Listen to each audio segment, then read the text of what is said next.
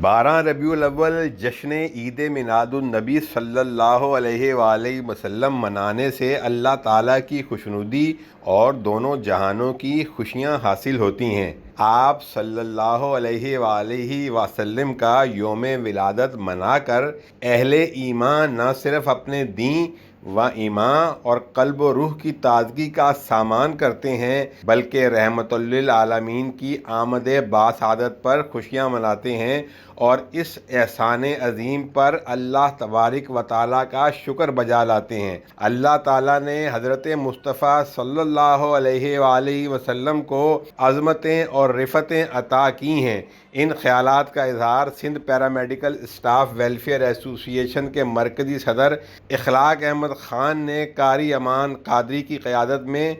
مدرسہ قطب عالم شاہ بخاری سے نکالے جانے والے مدنی منوں کے جلوسوں سے خطاب کرتے ہوئے کیا۔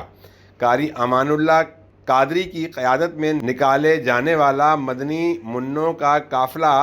مدرسہ قطب عالم شاہ بخاری سے ہوتا ہوا سول ہسپتال سروٹ کوارٹرز پہنچا، جہاں پر بچوں نے اپنے ہاتھوں میں جھنڈے اٹھا رکھے تھے اور جلوس میں مرحبا یا مصطفیٰ آقا کی آمد مرحبا کی صدائیں بلند ہو رہی تھیں۔